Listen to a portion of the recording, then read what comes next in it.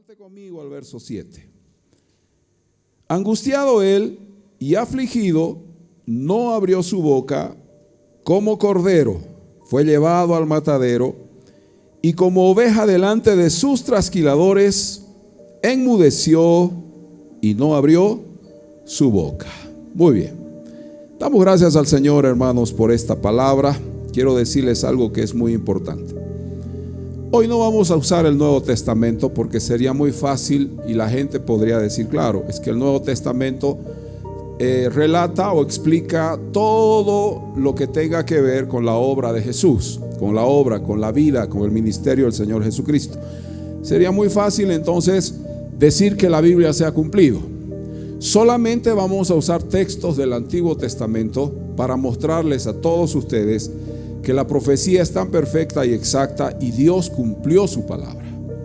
Entonces, es el profeta Isaías, uno de los grandes profetas de Dios, que ha de hablar acerca del futuro Mesías que un día vendría al mundo.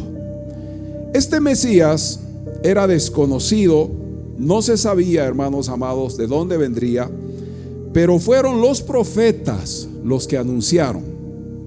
Y los estudiosos, hermanos, de aquellos años indagaron, preguntaron e hicieron grandes investigaciones para saber, hermanos, quién sería este profeta o Mesías prometido. Era una gran incógnita para toda la nación. Los estudiosos, los que miraban, hermanos, todas las profecías, desconocían el tiempo y también desconocieron, hermanos, el lugar de su nacimiento. Los profetas hablaron, porque Isaías no es el único que va a mencionar la venida del Hijo de Dios, pero dejaron, hermanos, en el aire el tiempo exacto de la llegada del Hijo de Dios.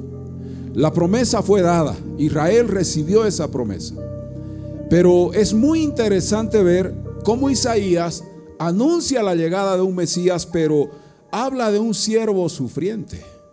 Y en este capítulo 53 del libro de Isaías, vemos a un personaje que no está, hermanos, adecuándose, tampoco es el modelo de rey que quisiéramos ver. De pronto Isaías va a describir a un personaje, hermanos, que ha de sufrir, que ha de agonizar, que ha de ser, hermanos, despreciado, menospreciado, va a ser, hermanos, odiado, golpeado, y va a tener muchos enemigos. Esto confundió mucho más a la nación entera, porque el concepto que ellos tenían de un rey era muy diferente, hermanos. Se supone que un rey tendría que tener un gran ejército, un séquito, hermanos amados, de seguidores, un número impresionante, un ejército tan grande, que esa tendría que ser la descripción exacta de un rey. Ese era el Mesías que ellos esperaban. Ese era el concepto que ellos habían guardado en sus mentes y corazones en relación al rey de Israel que un día llegaría. Por eso, cuando ellos esperaron, hermanos, el tiempo, atendieron o pusieron, hermanos amados, mucha atención a las señales que los humanos quisiéramos ver. Para el tiempo en que Jesús vino al mundo, hermanos, todo el ejército romano era tan grande, el imperio era tan poderoso, que Israel, hermano, era una minúscula nación en cuanto a territorio, poder e influencia. Entonces Israel esperaba, hermano, y anhelaba ver un rey todopoderoso, un rey que viniera en caballo con un gran ejército a someter a sus enemigos y a manifestar una gloria humana que todos querían ver. Por eso el interés de ellos de saber cuándo se darían estas cosas, cuándo sucederían y cuándo se manifestaría este rey de los judíos o este Mesías prometido, anunciado y profetizado 700 años antes, hermanos, que se escriba el Nuevo Testamento o comience la historia del Nuevo Testamento. Y ellos, hermanos amados, pensaban y decían: algún día nuestro Mesías vendrá y nos va a libertar del yugo y del sometimiento romano. Nadie, hermano, nadie pensaba, nadie creía que el Hijo de Dios, que el Mesías prometido, sería un siervo sufriente, un humilde carpintero, un hombre, hermanos amados, que sería tan simple, pero que vendría no para libertar a la nación del yugo y del poder romano, sino para libertar al mundo entero del poder y de la maldad del pecado. Por eso es que cuando vieron a Jesús, hermanos, todos movieron su cabeza, todos se burlaron, todos lo rechazaron, porque ellos decían: este no puede ser rey. Ese no es el concepto que nosotros tenemos de un rey, de un Mesías. Hermanos amados, Isaías dice en su capítulo 53 que este prometido rey, este siervo, hermanos, no sería un siervo poderoso en espada, en ejércitos, en gloria, sino más bien sería un siervo, hermano, sufriente, y que no abriría su boca, que estaría completamente, hermano, humillado, sometido, despreciado. Eso fue lo que dijo Isaías en relación al futuro rey. Y obvio, hermanos, cuando estudiaban los hebreos las escrituras y las profecías, ellos decían: ¿de quién está hablando Isaías? ¿A quién está aludiendo Isaías en su capítulo 53? ¿Será que se refiere a la nación? ¿Será que Isaías habló de todos nosotros, los hebreos, los judíos? ¿Será que él está hablando de toda la nación entera? Y está hablando del sufrimiento que siempre hemos tenido que soportar. ¿O es que Isaías está hablando de algún profeta, de alguna persona? ¿De quién está hablando? Todos, hermanos, podrían opinar, y opinaron y pensaban cosas, pero nadie, hermanos, en el más pesimista o en el más optimista, hermano, de sus pensamientos, estaba la posibilidad de que el Mesías era este hombre que sufriría por causa del pecado, y que sería, hermanos amados, menospreciado, humillado y peor aún, crucificado. No es pues posible que se crucifique al rey de los judíos. Eso jamás se ha dado. Nunca antes se ha crucificado a un rey. Nunca antes se crucificó una autoridad. Nunca antes se ha hecho algo así. Ellos no aceptaban que Jesús sería, hermanos, el sacrificio vivo de Dios y sería puesto en una cruz. Es más, para el concepto, la cosmovisión hebrea, el ser colgado en una cruz era una figura de maldición absoluta, hermano. Ellos rechazaban, ellos no podrían, hermanos, tolerar en sus mentes y corazones que su Mesías, su rey, sería crucificado. Entonces, hermanos, ellos esperaban otra cosa. Ellos querían ver otro rey. Ellos esperaban, hermanos, la impresión de los sentidos al ver un rey con ejército, con poder y gloria. Eso querían. Y cuando Jesús aparece, hermano, nadie lo esperaba. Nadie pensó que él nacería en un humilde lugar, sin condiciones, en una ciudad tan pequeña como Belén Éfrata, hermanos, Miqueas 5:2. Nadie pensaba que sus padres serían, hermanos, María y José, personas tan humildes, tan sencillas. Nadie esperaba esas cosas. Por eso es que cuando Jesús nació, hermanos, nadie estaba listo. Fueron los ángeles los que anunciaron a los pastores en el Evangelio de Lucas y le dicen: ha nacido el rey de los judíos. Ya nació, ya está entre ustedes. Y ellos, hermanos, corrieron a verle. ¿Por qué? Porque hubo un anuncio previo, pero nadie esperaba ese momento. En la Biblia, hermanos, las profecías hablaron de Jesucristo, y fíjense que todas ellas han tenido un cumplimiento exacto, y el día de hoy lo que nosotros hemos visto o hemos vivido es exactamente lo que se ha escrito en el Antiguo Testamento hace cientos de años y miles de años. La profecía bíblica apunta, habla y se concentra únicamente, escuche esto, en la persona del Hijo de Dios. Si alguien me dice a mí cuál es el mensaje central de la Biblia, ¿Cuál es el objetivo de la Biblia? Pues toda la Biblia apunta al Hijo de Dios. Todo lo que ha sido escrito, todos los libros que Dios nos ha dado, los 66 libros que tenemos acá, hermanos, nosotros y conocemos como el canon de las Escrituras, todos ellos, hermanos, todos estos libros apuntan a la obra, a la vida y ministerio del Hijo de Dios. ¿De quién habla la Biblia? Del Hijo de Dios. ¿Cuál es el objetivo de la Biblia? Mostrarnos al Hijo de Dios. ¿Cuál es el fin de predicar la Biblia? Anunciar al Hijo de Dios. ¿Cuál fue el propósito de Dios desde antes de la fundación del mundo y hasta la eternidad? Mostrar que su Hijo es el Rey de Reyes y Señor de Señores. Por tanto, la Biblia no tiene otra finalidad. No se concentra en otra cosa. No pone su mirada en otro personaje que no sea el Hijo de Dios.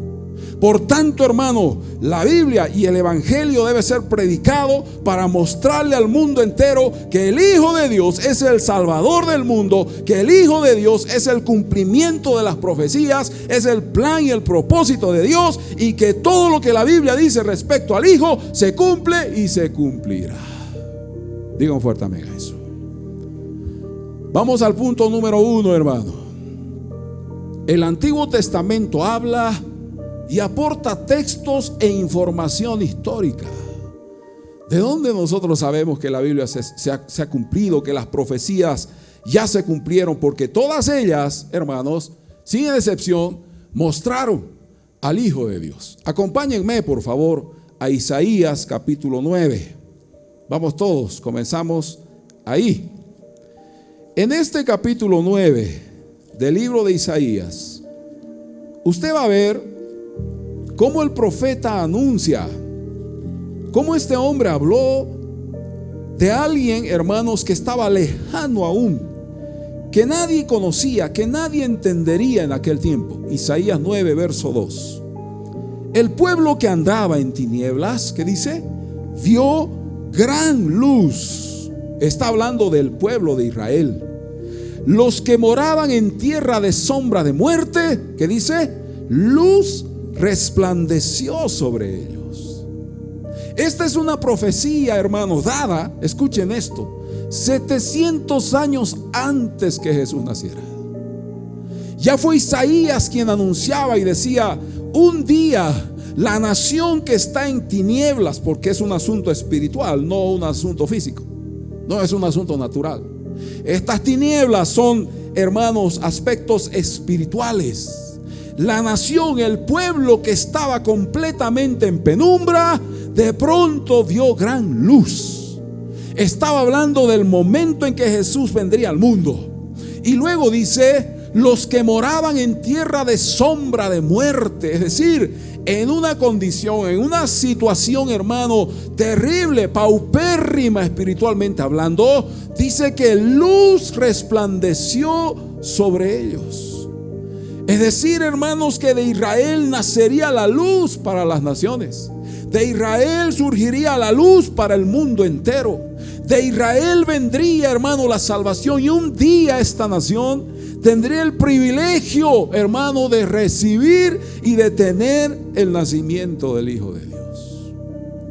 Saltemos, por favor, a los versículos número 6. Dice así, Isaías 6, 7. Porque un niño nos es nacido, hijo nos es dado, y el principado sobre su hombro, y se llamará su nombre admirable, consejero, Dios fuerte, Padre eterno, príncipe de paz. Aquí Isaías está describiendo las cualidades, la forma en que el Hijo de Dios sería visto, la manera en que la humanidad describiría al Mesías prometido. Esta, hermano, es la descripción de aquel personaje que un día vendría al mundo. Tendría un poder, un señorío, un gobierno, una majestad incomparable, hermano. Ningún ser humano, ningún rey humano, Nabucodonosor, Ciro el persa, ninguno de ellos, hermanos, se parecería a este rey, porque la majestad de este rey sería divina. Verso 7, lo dilatado de su imperio y la paz no tendrán límite sobre el trono de David y sobre su reino, disponiéndolo y confirmándolo en juicio y en justicia desde ahora y para siempre. El celo del Señor de los ejércitos, ¿qué cosa? Hará esto.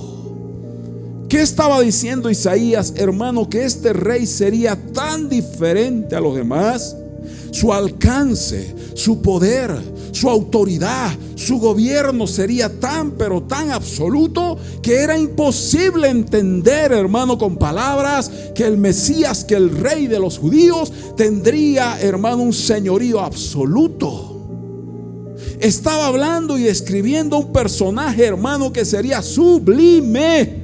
Un personaje que sería absolutamente divino, un personaje diferente a los demás, y su poder, su gobierno llegarían hasta más allá de los confines de este planeta, de esta tierra, llegarían hasta su propia creación, porque todo lo que él hizo, todo lo que existe, todo lo que hay fue hecho por él, y él sería el rey no solo en su creación, sino también en este mundo. Hermanos, era algo tremendamente poderoso lo que Isaías estaba diciendo aquellos años. Y obvio, hermano, ¿usted cree que la gente entendía esas cosas? ¿Usted piensa que la gente dijo, sí, qué lindo, va a ser el Hijo de Dios? La gente estaba muy confundida, porque nadie había dado una descripción tan sublime de un rey como Isaías. Nadie había dicho jamás algo tan maravilloso como las palabras de Isaías respecto al rey de los judíos o al Mesías prometido. Y aquí nació la confusión, porque después Isaías va a decir, pero él sufrirá, no abrirá su boca, como un cordero será llevado al matadero, menospreciado, despreciado él, pero irá a la cruz. Y todos se confundieron y dijeron, pero ¿qué es esto? ¿Cómo es esto? O sea, nuestro rey, no entendemos qué está pasando. Vamos a tener un rey que su nombre será sublime, que su principado, su poder será de dominio absoluto, que su nombre será admirable, será consejero, será Dios fuerte, Padre eterno, príncipe de paz. Pero no entendemos qué es Isaías 53. ¿Cómo es que Isaías dijo después que alguien sufriría tanto? Entonces no puede ser nuestro rey, dijeron ellos. Seguro un profeta más. Seguramente va a ser el mismo Isaías. Él mismo está describiendo su muerte. Pero nadie pensaba y aceptaba que Jesucristo, hermano, cargaría sobre sí el pecado de todos nosotros. Digan fuerte amén, hermano. Bendito sea el Señor. Isaías 60, verso 6. Vamos, hermanos, todos con la Biblia, para que nadie diga, no, eso no está en la Biblia. Isaías 60, verso 6. Multitud de camellos te cubrirá, dromedarios de Madián y de Efa, vendrán todos los de Sabá, traerán oro e incienso y publicarán, ¿qué cosa? Alabanzas al Señor. ¿De quién estaba hablando Isaías? De aquellos hermanos sabios. Pero no dice vendrán 3 sabios, 3 magos. No dice multitudes, dice. Vendrán. Quiere decir que cuando estos sabios que vinieron de más de 1500 kilómetros, hermanos, hasta llegar a Belén, ¿saben qué, hermanos? Fueron muchos. Porque la Biblia está diciendo claramente que vendría multitud de camellos, y los camellos eran el medio de transporte para los humanos en aquellos días. Y también estos dromedarios eran utilizados en grandes caravanas, hermanos, para hacer grandes viajes y distancias muy, pero muy largas. Lo que quiere decir que cuando estos sabios que estudiaban las estrellas y escucharon la profecía de Isaías, que un día nacería este niño, que niño nos es dado, ellos, hermanos, se embarcaron en un gran viaje, pero multitud de personas los acompañaron. Eso dice Isaías. Así que saque de su mente, de su corazón, el concepto que eran 3: Melchor, Gaspar y Baltasar. Eso no dice la Biblia. ¿Cuántos habrán venido? No sabemos, pero habla de multitudes. Pero sí la Biblia dice que ellos llevaron oro, incienso y también llevaron mirra, dice el Evangelio. Y ellos ofrecieron. ¿Por qué ofrecieron oro, incienso y mirra? Porque eran los tres elementos más valiosos que se le daba a un rey. Atención, estas ofrendas no eran para cualquier tipo de persona. No se le podía dar a un gobernante, no se le podía dar, hermano, a una autoridad cualquiera, no se le podía dar a Nerón, a Pilato. Esta ofrenda de oro, incienso y mirra era exclusivamente, hermano, el regalo que se podría dar a un rey, porque era lo mejor que podría ofrecer un ser humano a un soberano. Y Dios, hermano, le mostró a la humanidad que su hijo era el rey de reyes. Digan fuerte amén. Por eso hizo que estos hombres vayan y ofrecieran, hermano, estos regalos, estos tres elementos vitales, y ofrendaron y entregaron al Hijo de Dios para darle la bienvenida. Pero estos sabios no dijeron: ¿dónde está el niño? Queremos adorar al niño, queremos ver al niño. Ellos dijeron: ¿dónde está el rey de los judíos? Porque hemos visto su estrella.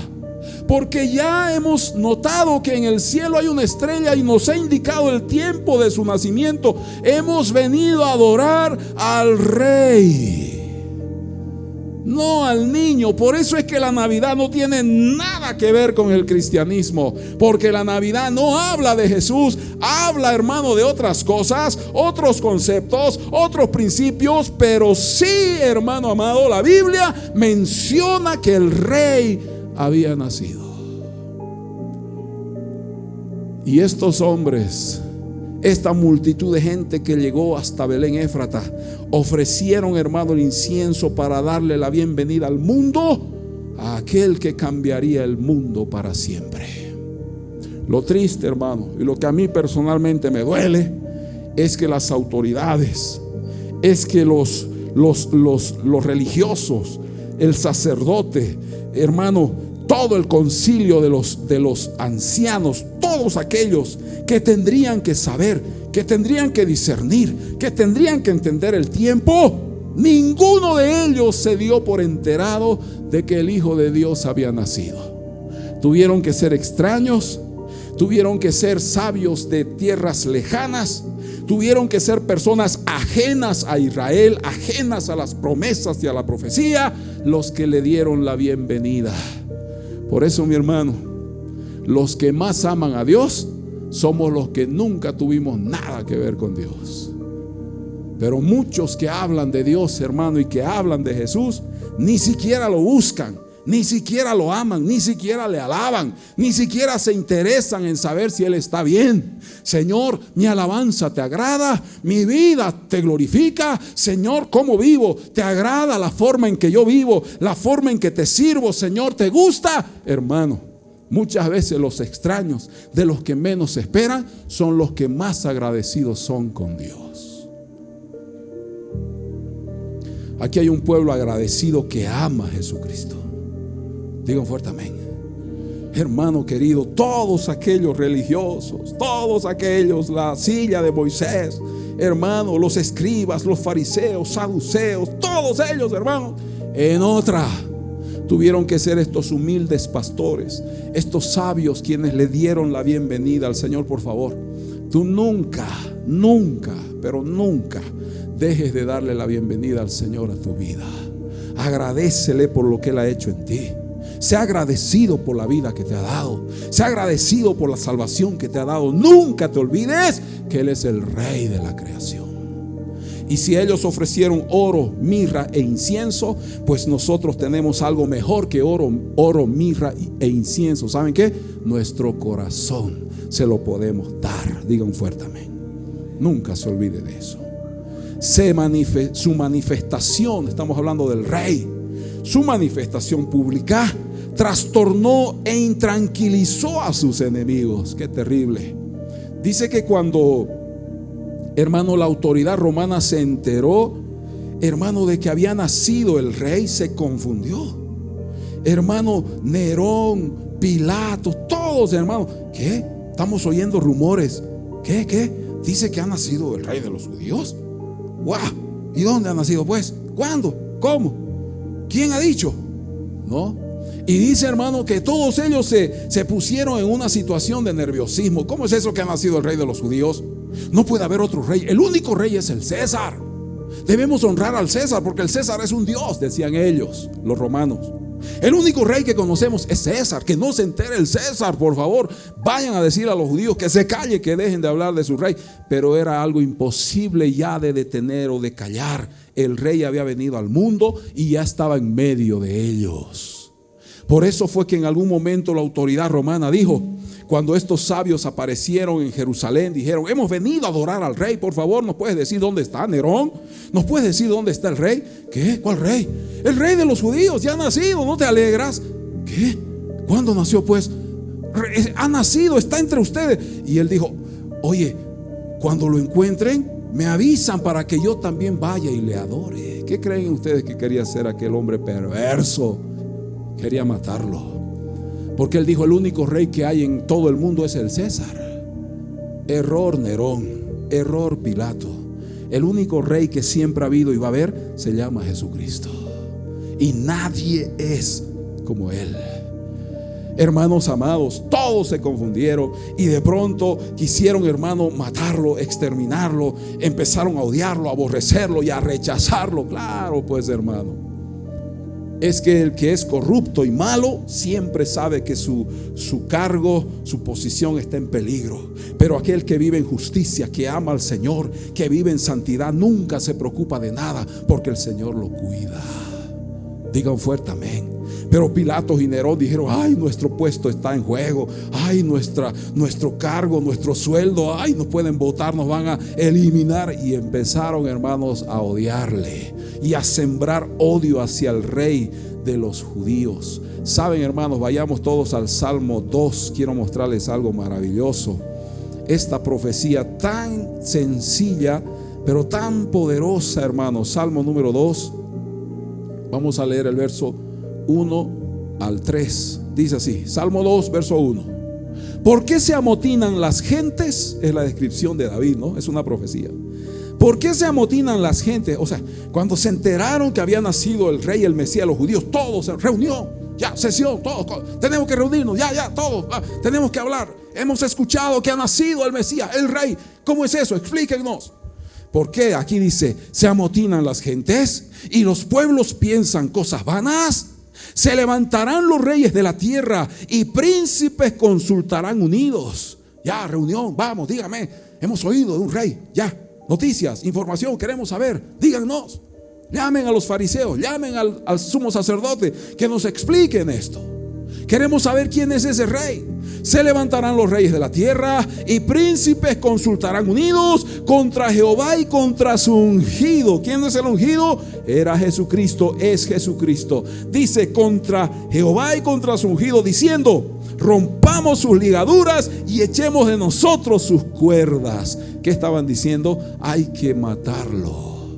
No aceptaremos jamás otro rey. Solo César debe ser nuestro rey. Nadie puede tomar su lugar.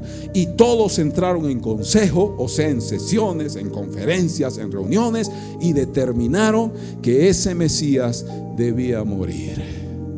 Pero cuando Jesús apareció en las calles de Israel, cuando Jesús comenzó a caminar por la tierra de Israel, era un hombre tan indefenso, hermano. Era un hombre tan sencillo que nadie podría pensar que él era el rey.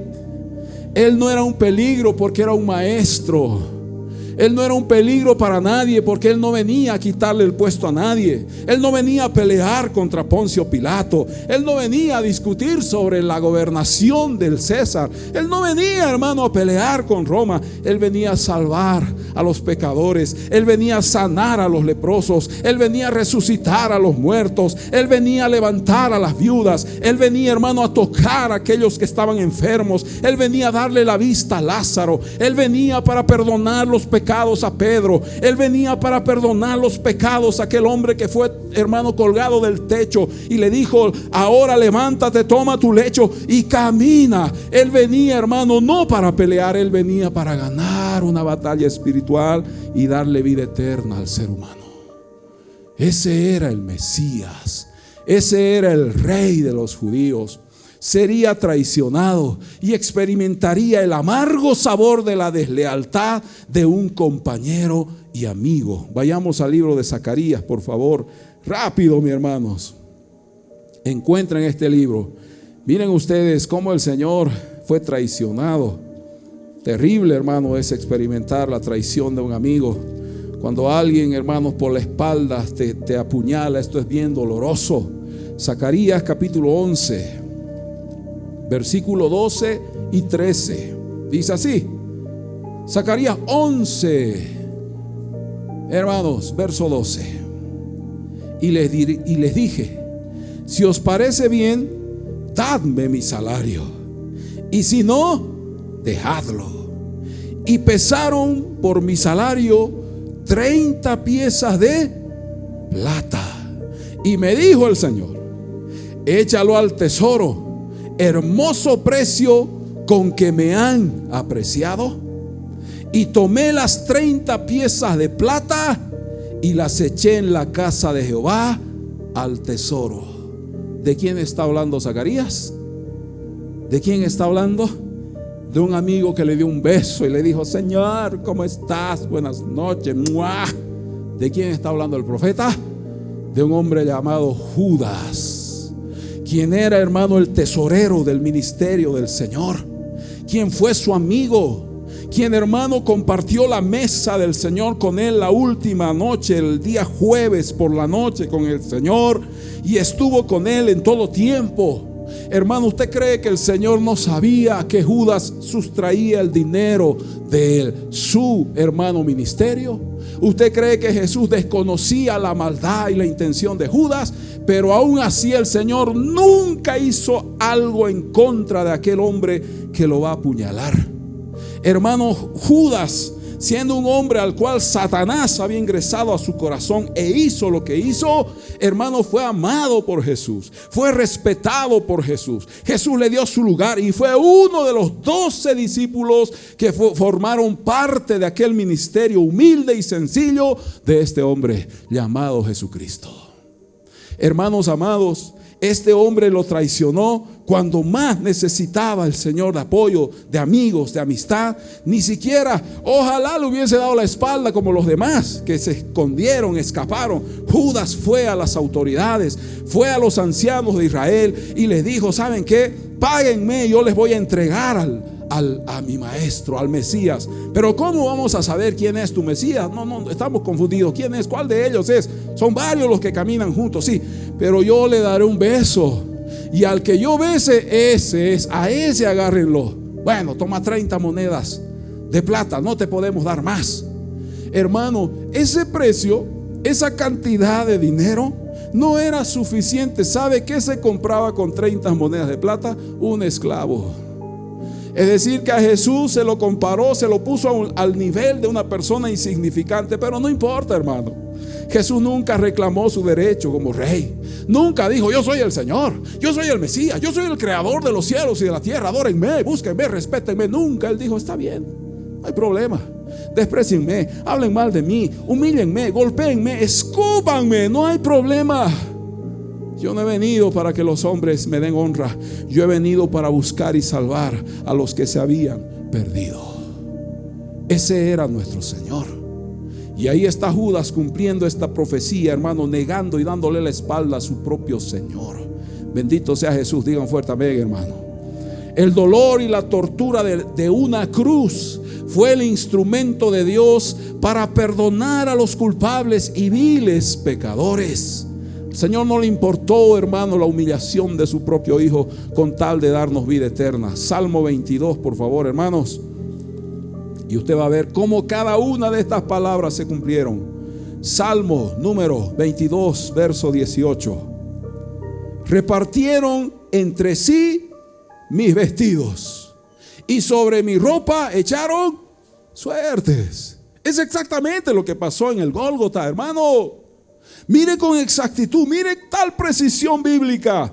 Mire usted cómo la profecía se ha cumplido. Mire usted cómo todo lo que hablaron estos hombres miles de años antes de que sea escrito el Nuevo Testamento, o que comiencen, hermano, las manos de estos hombres a escribir el Nuevo Testamento, estos santos hombres de Dios, pues ya hablaban de las cosas que sucederían un día. Cuando Jesús fue crucificado, los soldados romanos se burlaron de él y dijeron: este es el rey de los judíos. ¡Wow! Dame su ropa. La Biblia dice que la túnica del Señor era de una sola tela, no tenía costura, era lo más sencillo que un hombre tenía. No había detalles en su ropa. La ropa del Señor era la más barata que se podría comprar en el mercado, porque era de una sola costura. Una sencilla túnica él usaba, porque ese era nuestro Señor. Y ellos, burlándose, dijeron: traigan su ropa, es la ropa del rey. Ya, echemos suerte, juguemos. ¿Quién se lleva lo que es del rey? Y jugaron, echaron suerte y repartieron entre sí su ropa. La Biblia lo dice en el Salmo 22. Exactamente así pasó aquel día. Y los soldados se burlaron porque él ya estaba desnudo, colgado en esa cruz. Bendito sea el Señor. Digan fuerte amén, hermano. Salmo 34, verso 20.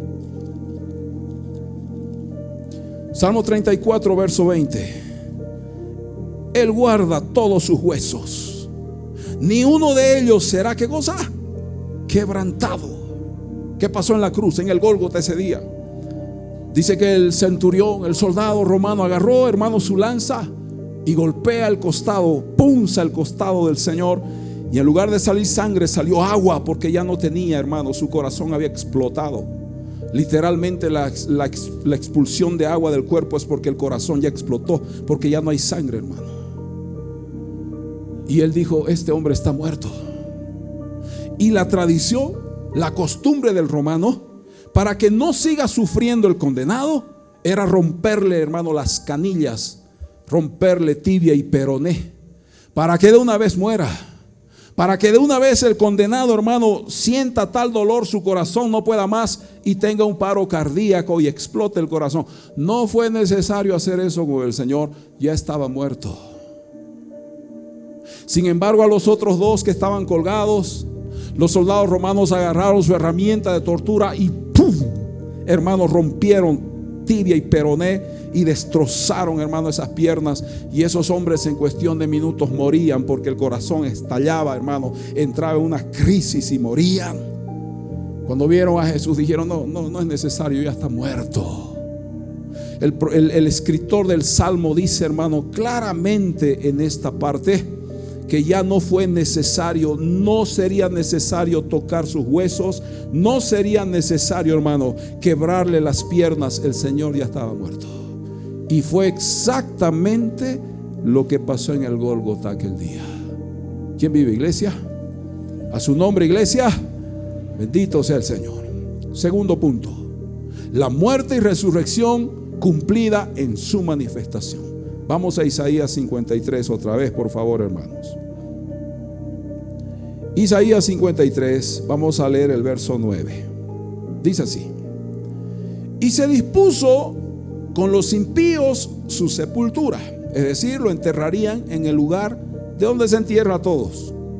Mas con los ricos fue en su muerte, aunque nunca hizo maldad, ni hubo, ¿qué cosa? Engaño en su boca. Ya comenzaría, hermanos, el día de reposo. Y José, un hombre que en algún momento, hermanos, estuvo entre aquellos seguidores de Jesús, fue a Pilato y le dijo: Señor, ya vamos a empezar el día de reposo y no está bien que el Señor siga colgado en esa cruz. Permítame enterrarlo. Déjame que yo lo entierre. Este hombre era un hombre rico. Y él tenía, hermano, un sepulcro que nunca había sido usado. Era un lugar especial, muy, muy caro seguramente para aquellos días. Y él dijo: Señor, déjame enterrar a mi Señor. no dejes que esté en la cruz. Y Pilato dijo: ok, sácalo, llévatelo. La escritura se cumple porque ella dice, hermano amado, en el verso 9, que aunque se dispuso su entierro con todo ser humano o como cualquier otro ser humano, más con los ricos fue en su muerte. Apareció este hombre y dijo: yo tengo un sepulcro especial, nadie lo ha usado, ahí vamos a enterrar a nuestro Señor.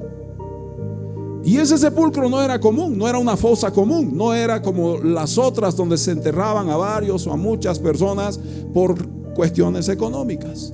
Era un sepulcro, era un lugar especial que este hombre había guardado y había tenido y había comprado, y dijo: esto será para el Señor. Cada una de las palabras en la profecía se cumplieron con exactitud en el Nuevo Testamento. Digan fuerte amén, hermano. Así que yo le creo a la Biblia. Así que yo le creo a Dios, porque Dios no miente. Así que yo estoy seguro que solo Jesucristo salva. Así que yo sé que solo Él puede cambiar tu vida, porque todo lo que veo en la Biblia se cumple y se cumplirá. Bendito sea el Señor. Digan fuerte amén, hermano. Murió, pero sin duda que resucitó. Vamos al Salmo, hermano, número 60. Salmo 16, verso 10. Salmo número 16, verso 10. Todos sabemos de la muerte del Señor. Es un asunto histórico. Está demostrado en la humanidad que Jesús un día murió. Dice así el Salmo 16, verso 10. Porque no dejarás mi alma, ¿dónde? En el Seol, palabra hebrea para hablar del lugar de los muertos, o para que entendamos el infierno. Porque no dejarás mi alma en el Seol, ni permitirás que tu santo vea corrupción. ¿Qué dice bueno, aquí dice el salmista: no me vas a dejar muerto, no me quedaré en el Seol, no permitirás que ahí se termine mi vida. Y fue así porque Jesús resucitó. Hermano amado, aunque pusieron una guardia romana a la puerta del sepulcro y una piedra tan grande, hermanos, que pesaría aproximadamente 2 toneladas y que ningún ser humano podría moverla así nomás, necesitaría ayuda o alguna herramienta. A pesar de eso, cuando los romanos, hermanos, se dieron cuenta, la tumba estaba abierta. Alguien había movido la rueda, la piedra. Obvio, dice el evangelio que fueron los ángeles. Y cuando ellos vieron, hermanos, el Señor ya no estaba en el sepulcro. Digan fuerte amén, hermano. Esto es lo más maravilloso de todo, que el Señor resucitó. Y nadie se dio cuenta. Y al final, hermanos, las autoridades, hermanos, congeniaron y dijeron: paguémosle a los soldados. Y digamos que en la noche vinieron sus seguidores, sus discípulos, y nos sometieron y sacaron a su Mesías, se lo llevaron. Vamos a decir eso: paguémosle a los soldados para que ellos digan que así fue. ¿Sabe, hermano? Para la conducta, para la disciplina romana, que un soldado deje escapar a un reo, a un condenado, a un culpable, ¿sabe cómo se pagaba eso? Con la misma vida del soldado. Si el militar dejaba que se escape aquel delincuente, entonces él mismo pagaba con su propia vida. Y era su propia espada, hermano.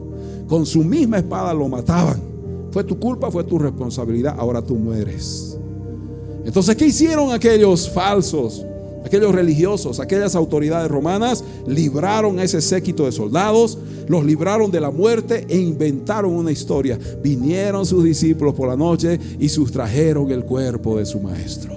No, hermano, ni fue la multitud, ni fueron los discípulos, fue el mismo Dios que levantó de los muertos a su Hijo para que el mundo sepa que Él vive y vive para siempre. Gloria a Jesús. Fuerte el aplauso al Rey.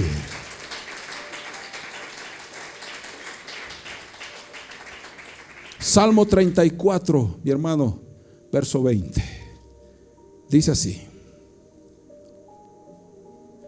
Él guarda todos sus huesos, está hablando del Señor, ni uno de ellos será quebrado. ¿Quién dice Él guarda? Es decir, nuestro Padre.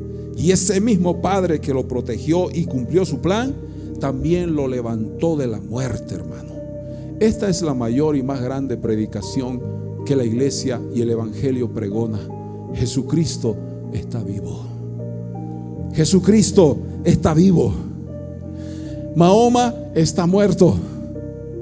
Confucio se murió, hermano.